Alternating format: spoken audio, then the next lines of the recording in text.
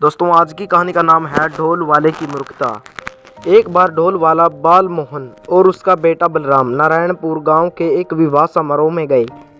विवाह समारोह के खत्म होने पर दोनों पिता पुत्र को ढेर सारे पैसे और कुछ सोने चांदी के आभूषण इनाम के रूप में मिले। इनाम लेकर दोनों खुशी खुशी अपने घर लौटने लगे। दोनों एक छोटे जंगल को पार कर रहे थे कि बेटा बोला, पिताजी आज तो बहुत आनंद आ गया। आज तो मैंने जितना सोचा था उससे कई गुना ज़्यादा कमाई हो गई। इस पर पिता ने कहा, खुश होकर कहा, बलराम तुमने आज बहुत मन लगाकर ढोल बजाया था, यही कारण है कि आज समारोह में हम पर पैसे की वर्षा हुई है। जब दोनों जंगल के बीच रास्ते में पहुंचे तब बालमोहन के बेटे ने अचानक तेज आवाज में ढोल बजाना शुरू कर दिया। बालमोहन ने कहा, अरे बलराम तुम अभी यह क्या कर रहे हो?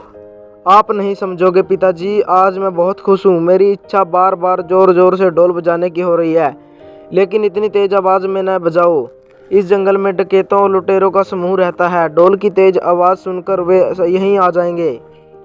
बालमोहन ने अपने बेटे को समझाते हुए कहा, आप बिल्कुल परेशान न हो पिताजी, मैं अपने ढोल की तेज आवाज़ से उन्हें डरा कर भगा दूंगा। बलराम ने हंसते हुए कहा। उधर जंगल में छिप कर बैठे एक लुटेरे को समूह ने ढोल की आवाज़ सुनी तो उन्हें लगा कोई राजा अपने दल के साथ शिकार खेलने आया है। कुछ मिनट बाद बालमोहन बोला, बलराम अब तुम मान भी जाओ, जो धुन तुम लगातार बजा रहे हो यह केवल एक ही बार बजाई जाती है। लेकिन बलराम कहाँ मानने वाला था, वह लगातार ढोल बजाता ही रहा। तुरंत ढोल बजाना बंद करो, तुम समझते हो क्यों नहीं? यदि लुटेरों ने ढोल की आवाज़ सुन ली तो गुस्सा होकर हुए। बालमोहन ने बलराम से कहा, पिताजी आप बेवजह ही इतना डर रहे हैं। मैं अपने ढोल की प्रचंड ध्वनि से उन्हें इतना भयभीत कर दूंगा, वह हमारी तरफ आने के बारे में भी नहीं सोचेंगे भी नहीं।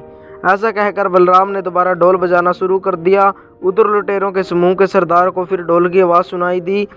उसने आवाज़ सुनते ही अपने साथियों से कहा, साथियों फिर वही धुन, इसका मतलब यह कोई राजा शिकार खेलने नहीं आया। सरदार मुझे तो लग रहा किसी ने नया ढोल बजाना सीखा है और खूब धन कमाकर किसी समारोह से वापस आ रहा है। समूह के एक सदस्य ने अपनी राय बताई, तुम ठीक कह रहे हो, चलो हम इस ढोल वादक पर धावा बोल देते हैं। लुटेरों के सरदार ने अपने साथियों को आदेश देते हुए कहा। मात्र कुछ ही समय में लुटेरे ढोल वाले पिता पुत्र के पास पहुंच गए। उन दोनों के पास मोटी मोटी गठरिया देखकर लुटेरों का सरदार समझ गया कि इन्होंने आज ढेर सारा अनाज और धन प्राप्त किया है।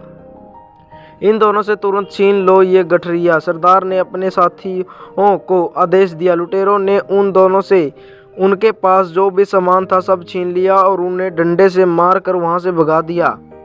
मैंने तुम्हें कई बार ढोल बजाने से मना किया था, पर तुमने मेरी बात बिल्कुल नहीं मानी। तुमने आज खुद ही अपने पैरों पर कुल्हाड़ी मार ली है। बालमोहन ने अपने सिर पर हाथ पकड़ते हुए अपने बेटे से कहा, पिताजी मुझे माफ़ कर दो, आज अधिक पैसे कमाने की खुशी में मुझसे बड़ी भूल हो गई है। मैं समझ गया कि बड़ों का कहा न मानने का अंजाम हमेशा बुरा ही होता है। फिर दोनों पिता पुत्र मायूस होकर पछताए हुए अपने गांव की ओर चल पड़े। दोस्तों जो हमें इस कहानी से सीख मिलती है वो यह है कि हमें बड़े बुजुर्ग जो कुछ कहते या सलाह देते हैं उसमें भलाई छिपी होती है। वे जो भी कहते हैं अपने अनुभव से कहते हैं, इसलिए हमें अपने बड़े बुजुर्गों की बात माननी चाहिए। तो कैसी लगी दोस्तों आपको कहानी, कमेंट करके ज़रूर बताएं। अगर चैनल पर नए हो तो चैनल को सब्सक्राइब करें, लाइक करें, शेयर करें। धन्यवाद दोस्तों।